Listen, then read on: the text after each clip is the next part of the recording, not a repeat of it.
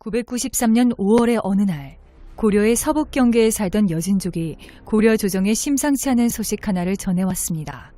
그것은 바로 거란족의 요나라가 고려를 침략할 준비를 하고 있다는 정보였죠. 그러나 고려 조정은 여진족이 속임수를 쓰고 있다고 생각하여 그들이 전한 정보를 무시한 채 아무런 방어 태세를 갖추지 않았습니다. 하지만 그해 8월에 여진족이 거란군의 침략이 임박했다는 소식을 다시 전해왔고 그제서야 사태의 심각성을 깨닫게 된 고려 조정은 전국에 관리를 보내 군사를 소집하였으며 10월에는 박양류, 최량, 서희를 지휘관으로 임명하여 북방을 방어하도록 지시했습니다. 그리고 그해 윤 10월 소손령이 이끄는 요나라의 대군이 고려를 침략해오면서 마침내 제1차 여요전쟁이 발발하게 되죠. 양측의 첫 전투는 고려의 서북면에 위치한 봉산군에서 벌어졌는데요. 하지만 이 전투에서 고려군은 대패하고 말았고 이에 기세등등해진 소손령은 고려 조정에 다음과 같은 협박 서신을 보내왔습니다. 80만의 군사가 다다르리라. 만약 강에 나와 항복하지 않으면 마땅히 모두 멸할 것이니 군신이 빨리 진영 앞에 와서 항복하라. 이에 고려 조정 내에서는 다양한 논의가 오고 갔는데 어떤 신하들은 항복론을, 또 어떤 신하들은 서경 이북의 땅을 요나라에 넘겨주고 화친하자는 할지론을 주장했습니다. 그러자 당시 고려의 왕이었던 성종은 후자인 할지론에 동조하여 요나라 측의 땅을 떼어주려고 했죠. 그리고 이를 위해 그는 서경의 곡식 창고를 열어 백성들에게 나눠주도록 지시했고 그래도 곡식이 남아돌자 나머지는 모조리 대동강에 던져버리도록 명령했습니다. 그런데 바로 이때 갑자기 한 인물이 성종의 이러한 조치에 반대하고 나섰는데요. 이 인물이 바로 그 유명한 서희입니다. 서희는 이렇게 말하며 할지론에 따르려는 성종을 강하게 만류했습니다. 식량이 넉넉하면 성을 지킬 수 있으며 전투에도 이길 수 있습니다. 전쟁의 승부는 군대의 강약에 딸린 것이 아니라 적의 약점을 잘 살펴 기동하는 데 있으니 어찌 조급히 식량을 버릴 수 있겠습니까? 하물며 식량은 백성의 생명이니 차라리 적의 군량이 될지라도 어찌 헛되이 강에다 버리겠습니까? 그것은 하늘의 뜻에도 맞지 않을 것입니다. 거란의 동경으로부터 우리 안북부까지의 수백 리 땅은 모두 생여진이 살던 곳인데 광종이 그것을 빼앗아 가주, 송성 등의 성을 쌓은 것입니다. 지금 거란이 내침한 뜻은 이 두 성을 차지하려는 것에 불과한데 그들이 고구려의 옛 땅을 차지하겠다고 떠벌리는 것은 실제로는 우리를 두려워하는 것입니다. 지금 그들의 군세가 강성한 것만을 보고 급히 서경 이북 땅을 할양하는 것은 좋은 계책이 아닙니다. 게다가 삼각산 이북도 고구려의 옛 땅인데 저들이 끝없이 욕심을 부려 자꾸만 땅을 떼어달라면 우리 국토를 모조리 줄 수 있겠습니까? 하물며 적에게 국토를 할양하는 것은 만세의 치욕이 오니 바라옵건대 주상께서는 도성으로 돌아가시고 신들에게 한번 그들과 싸워보게 한 뒤에 다시 의논하는 것도 늦지 않습니다. 그러자 성종은 그의 말이 옳다고 여겨 자신이 내린 명령을 중지시켰죠. 한편 요나라군의 총지휘관인 소손령은 고려 측이 오랫동안 별다른 반응을 보이지 않자 군사를 이끌고 이번에는 고려의 안용진을 공격하는데요. 그런데 놀랍게도 이때 대도수와 유방이 이끄는 고려군이 요나라군을 상대로 큰 승리를 거두었습니다. 그러자 이 소식을 전해들은 고려 조정은 80만 대군을 이끌고 왔다는 소손령의 주장이 허풍이었음을 깨닫게 되었고 그 결과 할지론에서 강화론으로 완전히 돌아서게 되죠. 그리고 성종은 이를 위해 신하들을 불러 모은 뒤 누가 능히 거란의 진영에 가서 말로써 군사를 물리치고 길이 남을 공을 세우겠느냐 라고 물었습니다. 그런데 기록에 따르면 이때 아무도 선뜻 나서는 자가 없었다고 합니다. 하지만 얼마 뒤 서희가 홀로 나서서 이렇게 말하며 자신이 가겠다고 자청했습니다. 신이 비록 불민하지만 어찌 감히 분부에 답하지 않으오리까. 그러자 성종은 강가까지 나가서 서희의 손을 잡고 위로하며 그를 전송했죠. 서희는 소손령과 회담을 시작하기 전부터 그와 치열한 기싸움을 벌여야만 했는데요. 성종의 국서를 들고 소손령의 군영에 도착한 서희는 먼저 통역을 시켜 요나라 측의 상견례 절차를 묻게 하였습니다. 그러자 소손령은 이렇게 말했죠. 나는 큰 나라의 귀인이니 그대가 마땅히 뜰에서 큰 절을 해야 한다. 다시 말해 요나라는 대국이고 고려는 소국이니 먼저 소국의 신하인 서희가 대국의 신하인 자신에게 큰 절을 해야 한다는 것이었습니다. 하지만 서희는 신하가 마루 아래에서 군왕에게 큰 절을 올리는 것은 예 맞지만 두 나라의 대신이 서로 만나는데 어찌 이와 같이 할 수 있겠는가? 라고 당당하게 말하며 소손영의 요구를 단호하게 거절했죠. 이후로도 이 문제를 두고 양측 간에 두세 번 정도 의견 충돌이 벌어졌지만 소손영은 끝까지 자신의 고집을 꺾지 않았는데요. 그러자 크게 분노한 서희는 갑자기 회담장을 박차고 나온 뒤 자신의 숙소로 돌아와 드러눕고는 일어나지 않았습니다. 그리고 서희의 이러한 행동에 크게 당황한 소손영은 그를 기이한 사람이라 여겼고 마침내 한 발 물러나서 서로 맞절을 하고는 드디어 회담을 시작하게 되죠. 회담이 시작되자 소손영이 먼저 이렇게 말했습니다. 너희 나라는 신라 땅에서 일어났고 고구려 땅은 우리 소유인데도 너희들이 침략하여 차지했다. 그리고 우리와 국경을 접하고 있는데도 바다를 넘어 송나라를 섬기기 때문에 오늘의 출병이 있게 된 것이다. 만약 땅을 분할해 바치고 조빙을 잘한다면 무사할 수 있을 것이다. 그러자 요나라 측의 침략 의도를 간파한 서희는 이렇게 답했죠. 그렇지 않다. 우리나라가 바로 고구려의 옛 땅이니 그 때문에 국호를 고려라 하고 평양에 도읍한 것이다. 국경 문제를 두고 말한다면 요나라의 동경도 모조리 우리 땅에 있어야 하는데 어찌 우리가 침략해 차지했다고 하는가. 게다가 압록강 안팎도 우리 땅인데 지금 여진이 그 땅을 훔쳐 살면서 완악하고 교활하게 거짓말을 하면서 길을 막고 있으니 요나라로 가는 것은 바다를 건너는 것보다 더 어렵다. 조빙이 통하지 않는 것은 여진 때문이니 만약 여진을 쫓아내고 우리의 옛 영토를 돌려주어 성과 보루를 쌓고 도로를 통하게 해준다면 어찌 감히 조빙을 잘하지 않겠는가. 장군이 만일 나의 말을 전자께 전달해준다면 전자께서 애절하게 여겨 받아들이실 것이다. 이처럼 서희가 소손영의 주장에 대해 여러 가지 합당한 이유를 대며 반박하자 더 이상 할 말이 없어진 소손영은 해당 내용을 곧장 본국에 보고 있는데요. 그러자 요나라의 황제는 고려가 이미 강화를 요청해왔으니 군사 행동을 중지하라고 지시하였습니다. 양국의 강화 협상이 성공적으로 체결된 순간이었습니다. 강화 협상이 체결된 이후 소손영은 서희에게 잔치를 베풀어 주려 했는데요. 하지만 서희는 본국이 비록 잘못한 일은 없다 하더라도 요나라가 수고스럽게도 군대를 멀리로 출동시켰기에 우리는 상하 모두가 당황하여 무기를 든 채로 여러 날을 들판에서 지새웠으니 어찌 차마 잔치를 받고 즐기겠는가 라며 사양했다고 합니다. 그러나 소손영이 계속해서 권유하자 서희는 결국 수락하고는 즐겁게 놀며 잔치를 즐겼죠.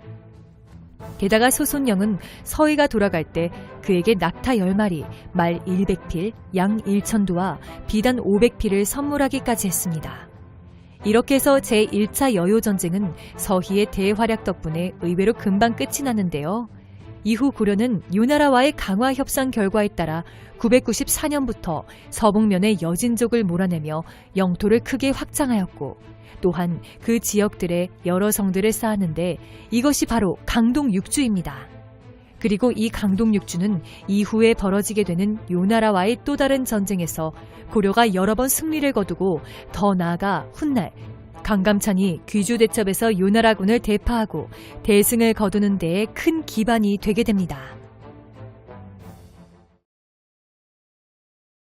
1009년 서북면 도순검사 강조가 정변을 일으켜 당시 고려의 7대 임금이었던 목종을 폐위시킨 뒤 다음 임금으로 현종을 옹립하는 사건이 일어났습니다. 그러자 마침 고려를 침략할 구실을 찾고 있었던 요나라의 황제 성종은 임금을 시해한 강조의 죄를 묻겠다며 고려를 침공하겠다고 선언했죠. 이에 고려 측에서는 2010년 10월 강조에게 30만 대군을 거느리고 강동 6주 중 하나인 통주에 주둔하여 요나라의 침략에 대비하게 했는데요.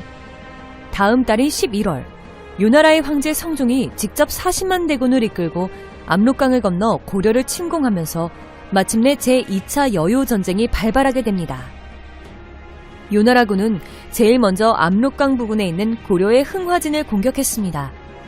당시 흥화진을 지키고 있던 고려의 장수는 양규라는 인물이었는데요. 흥화진의 고려군은 양규의 지휘하에 요나라 40만 대군의 맹공을 무려 일주일간 막아냈습니다. 그러자 당황한 성종은 성 안에 편지를 보내 회유를 시도했는데 양규를 비롯한 성 안의 장수들 모두가 이를 거부했습니다.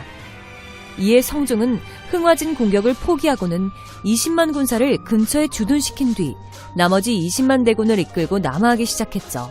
한편 고려의 30만 대군을 이끌고 출정한 강조는 통주에 진을 친 뒤 요나라군을 기다리고 있습니다.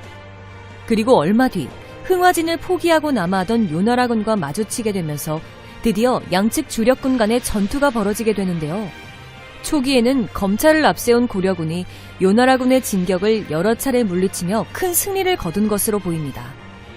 그런데 고려사에 따르면 강조는 요나라군을 여러 차례 물리치게 되자 적을 얕보고는 방비를 게을리했다고 합니다. 그러던 중 갑자기 요나라군이 고려군 진영에 기습을 가해왔는데 이때 강조는 요나라군의 기습을 가해왔다는 보고를 받고도 이를 무시한 채 별다른 행동을 취하지 않았습니다. 그런데 잠시 뒤에 재차 보고가 들어오자 그제서야 벌떡 일어나 사태의 심각성을 깨닫게 되는데요. 하지만 때는 이미 늦어버렸고 결국 그는 코앞까지 들이닥친 요나라군에게 생포되고 말았으며 얼마 뒤 성종의 회유를 거절하면서 처형당하게 됩니다. 그리고 순식간에 지휘관을 잃은 고려의 군사들은 큰 혼란에 빠져 도망치던 중 추격해온 요나라군 기병들에게 무참히 도륙당했는데 이때 죽임을 당한 군사들의 수가 무려 3만여 명에 달했다고 합니다. 이로써 고려의 30만 주력군은 요나라군의 기습 공격을 받고 대패하여 결국 와해되고 말았습니다. 이후 요나라군은 통주성을 공격했으나 함락시키지 못하자 통주성을 포기하고 곽주성을 공격하여 함락시킨 뒤 군사 6,000명을 잔류시켜 수비하도록 했습니다. 그리고는 계속해서 남하하여 이번에는 고려 제2의 수도인 서경을 공격하기 시작했죠. 한편 고려 조정은 완전히 패닉 상태에 빠져 있었는데요. 기록에 따르면 당시 신하들 모두가 요나라에 항복할 것을 주장했다고 합니다. 하지만 이때 갑자기 한 인물만이 홀로 나서서 항복이 아닌 항전을 주장하며 현종에게 일단 남쪽으로 피난을 떠날 것을 건의했는데 이 인물이 바로 훗날 벌어지게 되는 제3차 여요전쟁에서 귀주대첩의 신화를 이뤄내게 되는 강감찬입니다. 강감찬의 건의를 받아들인 현종은 즉각 개경을 떠나 오늘날의 전라남도 나주까지 피난을 떠나게 되죠. 그리고 비슷한 시각 고려의 서북면에서 갑자기 한 인물이 엄청난 활약을 펼치면서 전쟁의 흐름이 서서히 바뀌기 시작했는데요. 그 인물은 앞서 요나라군의 공격을 막아냈던 흥화진의 양규였습니다. 요나라군이 서경성을 공격하고 있을 무렵 흥화진을 지키고 있던 양규가 갑자기 700명의 결사대를 이끌고 성 밖으로 나와 통주성으로 향했습니다.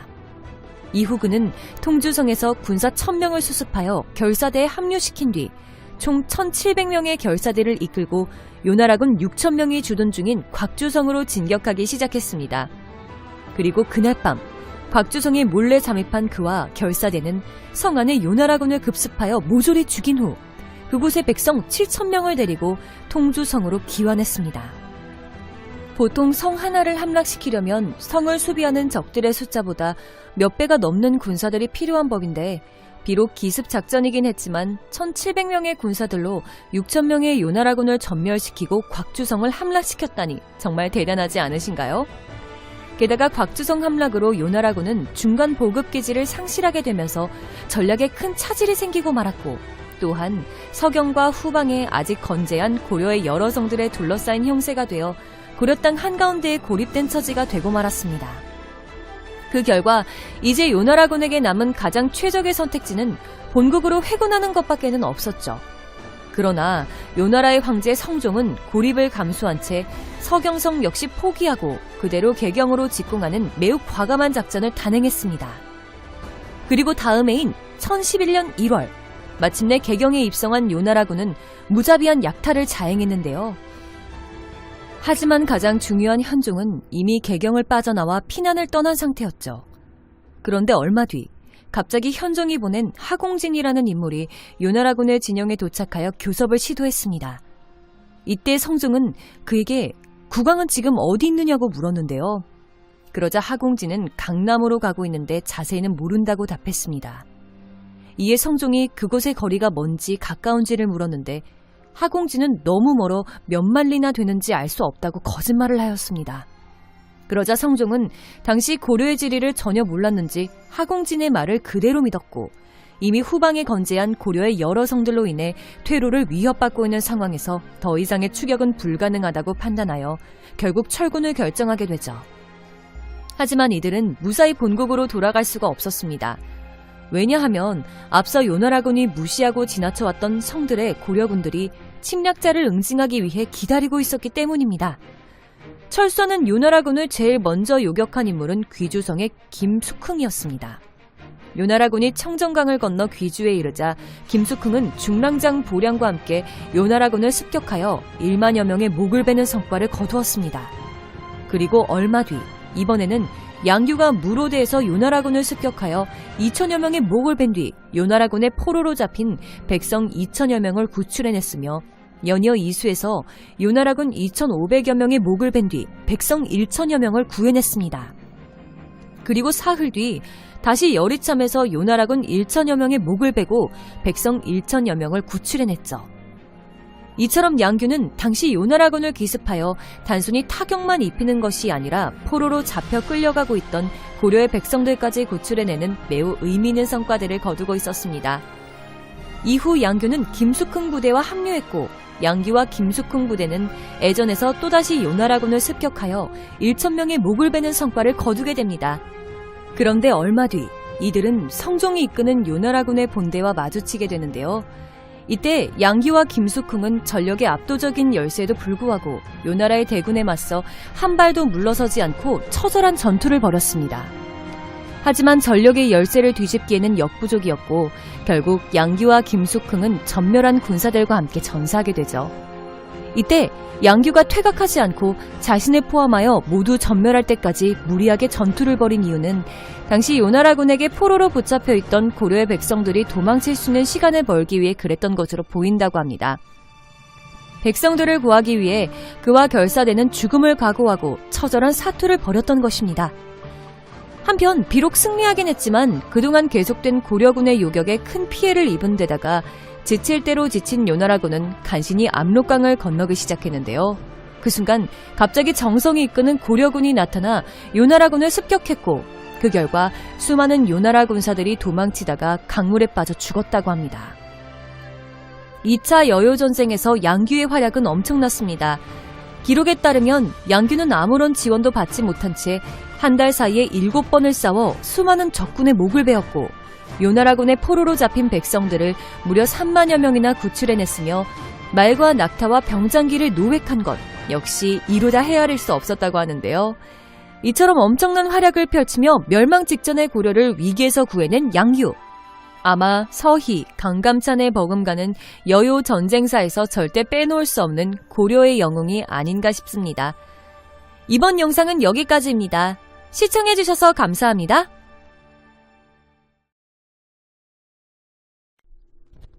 안녕하세요. 역사랑 놀자입니다.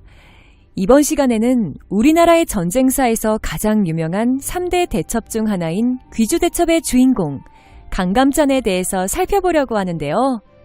그런데 재미있는 점은 아무래도 그가 큰 업적을 이룬 전쟁 영웅이다 보니 듬직하고 카리스마 있는 전형적인 장군의 이미지가 강하지만 고려사의 기록을 보면 실제 그의 생김새는 체구가 작고 얼굴이 못생겼다고 기록되어 있습니다. 또한 그는 애초에 무신이 아닌 문신이었고요. 다만 엄숙한 자세로 나라의 정책을 결정지으며 나라의 우뚝한 기둥이자 초성 역할을 하였다고 하니 즉 작지만 큰 인물이었던 셈이지요. 그럼 지금부터 강감찬의 일대기를 시작해보도록 하겠습니다. 강감찬의 처음 이름은 강은천으로 948년에 태어났는데요. 그는 어렸을 때부터 학문을 좋아하고 기발한 지략이 많았다고 합니다. 이후 983년 12월이 되자 36세의 나이로 과거 시험에 합격하게 되는데 꽤나 늦은 나이에 관직 생활을 시작한 편이었죠. 그런데 이후에 그의 행적은 여러 차례 승진하여 관직 생활 26년 만인 1009년에 정사품인 예보시랑이 되었다는 기록밖에는 나와 있지가 않습니다. 그런데 그가 관직 생활을 하던 중 고려에서 요나라의 1차 침입과 강조의 정변이 일어나게 되는데요. 이때까지만 하더라도 당시 그는 고려 조정 내에서 중요한 인물이 아니었습니다. 그러나 얼마 안가 그가 고려 조정 내에서 갑자기 눈에 띄게 되는 사건이 일어나게 되는데 그것은 바로 요나라의 2차 침공이었습니다. 1010년 요나라의 황제 성종은 강조의 정변을 구실로 자그마치 40만 대군을 일으켜 고려를 침공했는데요. 이에 고려 측에서는 1차적으로 압록강에서 요나라군을 막아내려고 하였으나 실패하였고 이로 인해 강조는 고려의 주력군을 이끌고 통주에서 요나라군을 막으려고 하였으나 결국 대패하고 말았습니다. 그리고 이러한 패전 소식이 고려의 수도인 개경에 전해지자 고려 조정은 극심한 혼란에 빠졌고 대다수의 신하들은 요나라에 항복하자고 주장했습니다. 그런데 이때 갑자기 63세의 노 관료였던 강감찬만이 홀로 나서서 당시 고려의 임금이었던 현종에게 이렇게 말하며 항복이 아닌 항전을 주장하였습니다. 오늘의 일은 그 죄가 강조에게 있으니 근심할 것이 아닙니다. 다만 군세가 중과부적이니 그 예봉을 피했다가 서서히 이길 방도를 찾아야 합니다. 그러자 그의 건의를 받아들인 현종은 항전을 결심하여 오늘날의 전라남도 나주까지 피난을 떠났죠.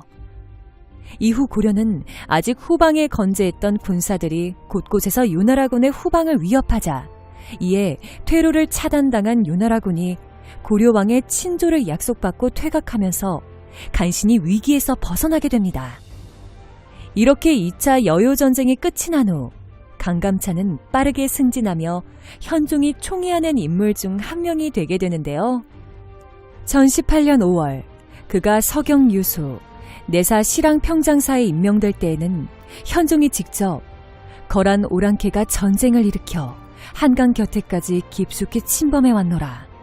당시에 강공의 계책을 쓰지 않았더라면 온 나라가 모두 야만인이 되었으리 라고 말하기도 하였습니다. 한편 고려왕의 친조를 약속받고 본국으로 돌아간 요나라의 황제 성종은 이후 1012년 고려에 왕의 친조를 요구했는데요. 하지만 고려 측은 왕이 병이 있어서 못 갈 것 같다는 핑계를 대며 이를 무시했습니다. 이에 성종은 이번에는 앞서 고려에게 넘겨주었던 강동 6주를 반환할 것을 요구하였는데요. 고려는 이 또한 무시로 일관했습니다. 그러자 고려의 이러한 행동에 크게 분노한 성종은 갑자기 고려가 차지하고 있는 강동 6주를 무력으로 빼앗기 위해 여러 차례 군사 행동을 감행하기 시작했습니다. 하지만 이마저도 고려군에게 번번이 패하여 격퇴당하자 별다른 소득을 얻지 못한 요나라는 결국 다시 한번 대대적인 침공을 준비하기 시작했고 1018년 12월 요나라의 장수 소배압이 정예기병 10만을 거느리고 고려를 침공하면서 마침내 제3차 여요전쟁이 시작되게 됩니다. 한편 고려 조정은 앞선 1, 2차 전쟁 때와는 달리 요나라의 침략에 대비하여 방비를 철저하게 해둔 상태였는데요.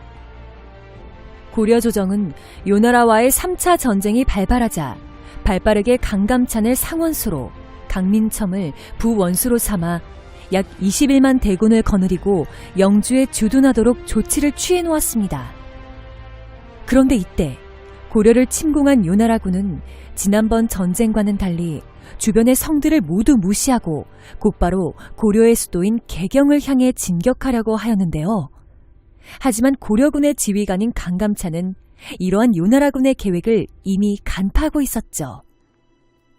그래서 그는 기병 1만 2천 명을 흥화진 근처에 있는 삼교천에 매복시켰다가 요나라군이 지나가자 수공을 겸한 기습 공격을 감행하여 적지 않은 피해를 입히는 데 성공했습니다. 하지만 요나라군은 여기서 포기하지 않고 계속해서 수도인 개경을 향해 진격했습니다. 10만의 정예기병을 이끌고 온 만큼 뛰어난 기동성을 활용하여 순식간에 개경을 함락시키고 고려의 항복을 받아내려고 한 것이었죠. 그러자 강감찬은 부원수 강민첨에게 군사를 주어 개경으로 향하는 요나라군을 추격할 것을 명령했는데요. 이에 따라 요나라군을 끊임없이 추격하던 강민첨은 자주에서 그들을 따라잡아 요격을 가하면서 고려군은 또다시 승전을 거두게 됩니다.